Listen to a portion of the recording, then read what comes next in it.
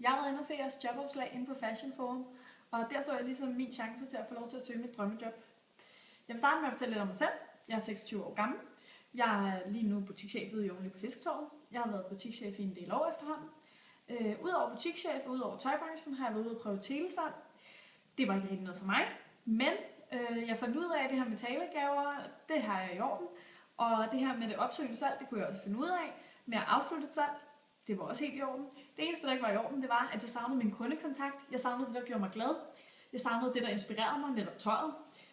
Så derfor fandt jeg tilbage til tøjbranchen. Jeg står jo som sagt som butikschef, og det er jeg rigtig glad for. Jeg er rigtig glad for at have med mine forskellige mennesker at gøre, med alle slags kundegrupper at gøre, og med forskellige aldre på mine piger at gøre. Men da jeg så jer, der søgte personal shopper, der så jeg ligesom min chance til at få lov til at fordybe mig i det, jeg elsker, og det er netop mine kunder. Jeg elsker at få lov til at give mine kunder en unik oplevelse. Jeg elsker at få lov til at rykke dem, og få lov til at vise dem, hvad det er, de står og mangler, og hvad de ikke kan leve uden. Jeg ved, at man skal gå ind i en kunde og se dem alle sammen. Du kan ikke sælge den samme strik til alle slags kunder. Du skal gå ind i og sige, hvad for en type er hun? Hvilken størrelse er hun? Er hun pæreformet, er hun ikke pæreformet? Altså, hvordan er det? Du skal fordybe dig i den her kunde og sørge for, at hun bliver glad, og sørge for, at hun bliver lækker og føler sig tilpas i det tøj, hun køber. Fordi der er ikke noget værre end fejlkøb, og sælger der bare pådutter dem et eller andet 2 toppe for 130, som de ikke har brug for.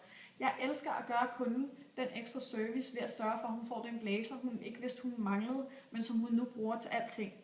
Og det er det, jeg føler lidt, at jeg får lov til. Og hvorfor så hos Magasin, og hvorfor får jeg lov til det hos jer? Men det er fordi, jeg ved, at I har med alle slags kundegrupper at gøre. I har både med hende den lidt ældre, hende den yngre, I har med den ældre herre, den yngre herre, men I har med de kunder, der søger den her service, der vil have den her unikke oplevelse, der lægger penge i, at de skal få lov til at føle sig i centrum, og de skal have en professionel at snakke med. Og det ved jeg, at jeg kan give dem. Jeg ved, at jeg kan skabe den her relation til at skabe de her stamkunder. Jeg ved, at jeg kan give dem den her unikke oplevelse, for jeg elsker netop at de her kunder i fokus.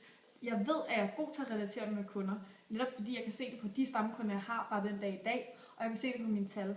Jeg er altid en af dem, der ligger højst på quantity og basket size. Det må betyde, at jeg kan finde ud af et eller andet. Plus, at folk altid kan huske mig. Det er jo netop fordi, at når man kommer ind til mig, jeg gør alt for, at de får en bedre dag. Kommer du ind med en dårlig dag, jamen, så er jeg sikker på at komme ud med en bedre dag, når jeg først har fingrene i dig. Og jeg vil rigtig gerne have chancen for at komme ind i Magasin og bevise, hvad jeg dur til, eftersom Magasin for mig virker til at være et sted, der er et rigtig lækkert sted at arbejde, plus at det er et positivt og lækkert miljø. Og det kunne jeg rigtig godt tænke mig at komme ind og vise jer, at det er mig, der står og mangler.